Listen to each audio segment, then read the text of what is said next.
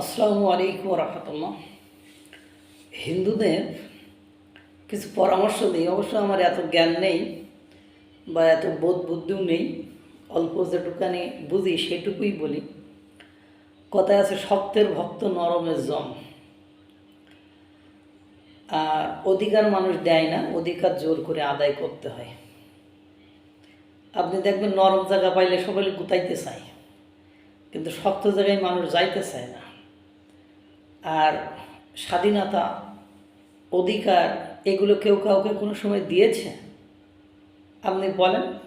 কারণ ধর্মীয়ভাবে হোক আর যেভাবে হোক, আপনার অধিকার আপনাকে আদায় করে নিতে হবে। আপনি যদি নমনীয়তা দেখান, আপনাকে কেউ পাত্তা দিবে না। তো যখন আপনাদের রংপুরে এমন একটা ঘটনা ঘটলো, তখন বিপদের সময় যখন মাইকে ঘোষণা দিয়ে ঘটনা ঘটানো হলো, তখন কিন্তু আপনার কোনো রাজনৈতিক দল হেল্প দেওয়া করার জন্য আসে নাই, বা কাউ বাধাগ্রস্ত করার জন্য কিন্তু আসে নাই। এখন অত্র অঞ্চলের বিএনপি বা জামাতের লোকজন যদি হুঙ্কার দিত, তাহলে তৌহিদি জনতা এমনি দৌড় মারত। তৌহিদি জনতা বলতে এরা তো রাজনৈতিক দলেরই লোক। যখন এই ধরনের ঘটনা ঘটে, কারণ প্রত্যেকের কোনো না কোনো রাজনৈতিক দলের সাথে ইনভলভ, আপনি বিশ্বাস করুন আর না করুন। এখন ঘটনা হলো, যখন হামলা করেছিল, বাড়িঘর ভাঙচুর করেছিল, লুটপাট করেছিল, তখন কিন্তু কেউ এগিয়ে যায়নি। পরবর্তীতে প্রশাসন এসেছে। কারণ ওখানে যদি বিএনপির যে বড় মাপের নেতা, তিনি যদি এগিয়ে যেতেন, তাকে ওভারটেক করে এই ধরনের ঘটনা ঘটানোর মতো সাহস এলাকার লোক পাইত না। তারপরে আবার জামাতের যিনি নেতা, তিনি যদি যাইতেন, তো পাইত না। কিন্তু সেই সময় কিন্তু আপনাদের কাছে যায়নি। দ্যাট মিনস ওরা ভাবছে যে আপনারা নরম, আপনাদের একটু ত্রাসের ভেতরে রাখলে সমস্যা নেই, বা প্রতিবাদ করার লোকজন থাকবে না। সরকার আজকে গোবিন্দ পরামানিক, ওনাকে আমি ব্যক্তিগতভাবে যদিও অপছন্দ করি, কিন্তু আজকে কিছু ইনফরমেশন দেখলাম যে বিক্ষোভ মিছিল থেকে উনি বলছেন যে সংস্কার কমিশন, ঐকমত্য কমিশনে বারবার নাকি হিন্দুদের পক্ষ থেকে আবেদন করা হয়েছে তাদের একজন প্রতিনিধি রাখার জন্য, বাট নেগলেক্ট করেছে, অবহেলা করেছে, তাদেরকে কোনোভাবে পাত্তা দেয়নি, বা তাদেরকে কোনোভাবেই রাখা হয়নি। তাদেরকে এই বিষয়ে ডক্টর ইউনূসের কোনো হেডেকে নেই, এরকম আর কি উনি বলেছেন। এবং বলেছেন যেহেতু আমাদের কোনো গুরুত্ব দেওয়া হয়নি, আমাদের ডাকা হয়নি, আমাদের নেওয়া হয়নি, সেজন্য আমরা ঐকমত্য কমিশন সহ ভোট, যে আগামীতে যে ভোট হবে সেটাকে বয়কট করলাম, আমরা ওখানে যাব না, অংশগ্রহণ করব না। এবং তিনি আরও বলেছেন যে আমাদেরকে আগের সরকার স্বৈরাচারী সরকার বা শেখ হাসিনা সরকারকে বলেছে তারা পরিকল্পিতভাবে সেমপি দিয়ে এলাপতি পাওয়ার জন্য হামলা করতে, পরে সহানুভূতি দেখাতো।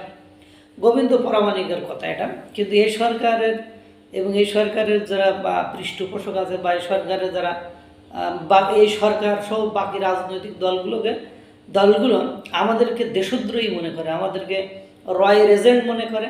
হ্যাঁ, আমাদেরকে তারা মানুষই মনে করে না। মনে হয় যে আমাদের এই যে পিতৃভূমি, যুগের পর যুগ আমাদের পূর্বপুরুষরা বসবাস করছে, কয়েক শ বছর ধরে বসবাস করতেছে, তাদের জায়গায় আমরা মনে হয় অভিবাসী, এরকম একটা পরিবেশ পরিস্থিতি, এবং আমাদের দু পয়সা কোনো মূল্যায়ন নেই। এবং আপনারা দেখেন, আপনাদের এই যে হামলাটা হলো, পলিটিক্যাল কোনো বিবৃতি কিন্তু আপনারা পাননি। পেয়েছেন কি? আমি তো দেখি নাই। আপনারা দেখছেন কিনা আমি জানি না। সেটা বিএনপি হোক, সেটা জামাত হোক, সেটা এনসিপি, ওই নাহিদ ইসলাম গতকালকে একটুখানি দেখলাম বলছিল যে এটা ইসলামে হারাম, এভাবে আপনি যদি অন্যায় করে থাকে আইনের শরণার্থী হবেন, আপনি কেন মারবেন বা আইন হাতে তুলে নেবেন, এইসব ওই গা ভাসানো ভাব। এরপরে আজকে আবার একটা টিভি নিউজ, 71 টিভি মেবি, ওরা বলছে যে ওখানে হামলার ঘটনায় কেউ মুখ খুলছে না বা কেউ কাউকে চেনে না। অবশ্য ইটস আ ন্যাচারাল প্রসেস, কারণ আপনারা একথা বলবেন না, এটাই স্বাভাবিক। কারণ আপনাদের পরবর্তীতে প্রোটেকশনকে দিবে পুলিশ, আর্মি, বিডিআর, এনারা তো চলে যাওয়ার পরে 2 দিন পর চলে গেলে আবারও যদি হামলা হয়, তাহলে আপনাদের রক্ষা করবে কে? এই সাহস আপনারা পাইবেনই বা কোথায়? কারণ ইতিমধ্যে মাইকে ঘোষণা দিলে সেখানে যদি যে পলিটিক্যাল লিডার ফিডার আছে তারা যেহেতু রক্ষা করতে আসে নাই, তো ইন ফিউচারে আপনাদেরকে রক্ষা করবে কি? এই সাহস না হওয়াটাই স্বাভাবিক, হওয়াটা স্বাভাবিক নয়। এবং অ্যালং উইথ আপনি দেখেন যে কালকে ঢাবিতে যে বিক্ষোভ মিছিল হয়েছে, সেখানেও কিন্তু আপনাদেরকে মূল্যায়ন করা হয়নি। মানে বিষয়টা দেখেছেন, সেখানে যদি মূল্যায়ন করা হতো তাহলে সকলের সেখানে একটা সকল রাজনৈতিক দলের একটা অংশগ্রহণ থাকতো, দলমত নির্বিশেষে।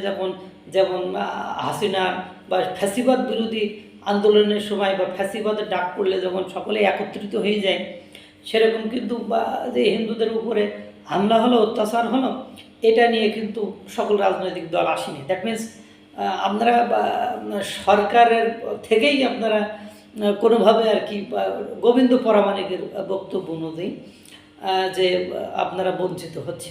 তাহলে এখন পরামর্শ হলো, এরপরে শুনলাম যে বিএনপি এবং জামাতের পক্ষ থেকে আপনাদের নাকি সহায়তা দিচ্ছে। তো আপনারা বলতেন যে আমরা এই সহায়তা চাই না, আমরা ভিক্ষা চাই না। মানে ওই যে একটা কথা আছে, জুতা মেরে গরু দান করা আমরা চাই না, আমরা চাই প্রোটেকশন, আমরা চাই মর্যাদা, আমরা চাই সম্মান। এইটুকু বলতে শেখেন। অন্তত আমি বলছি না যে আপনার বিদ্রোহ ঘোষণা করেন, কিন্তু কথা হলো এইভাবে যখন আপনাদেরকে জোদা মেরে গরুদান করতে যাবে, অন্ততপক্ষে তখন বলেন যে আমরা এই ধরনের হেল্প চাই না। আমাদের চাওয়া হলো যে আমাদের প্রোটেকশনের ব্যবস্থা করতে হবে। আমাদেরকে এইভাবে যদি অবহেলা করা হয়, যখন এই ধরনের ঘটনা ঘটবে, তখন যদি প্রোটেকশন না দিতে পারেন আমরা না খেয়ে মারা দেবো। বাট এই করুণা, এই জুতা মেরে গরু, জুতা মানে অপমান অপদস্থের পরে এই যে জুতা মেরে গরুদান করবেন, এটা আমরা চাই না।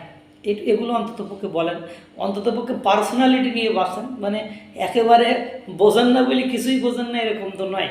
এখন কথা হলো যে দাবি দেওয়া রিপিটেডলি করেন এবং গোবিন্দ পরামানিককে বিশ্বাস করা যায় না।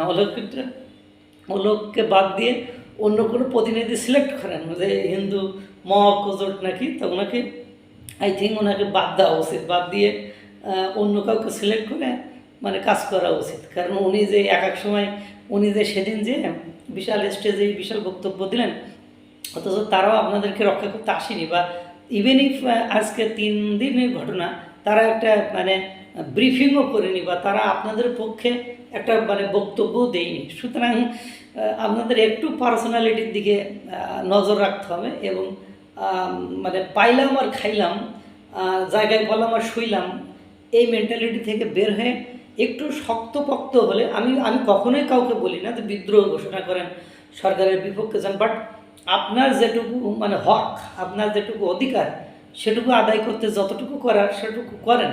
নাহলে এভাবে তো আপনাদের অস্তিত্ব সংকটে পড়বেন। আল্লাহ তাআলা সকলকে ভালো রাখুক, সুস্থ রাখুক। আসসালামু আলাইকুম ওয়া রাহমাতুল্লাহ।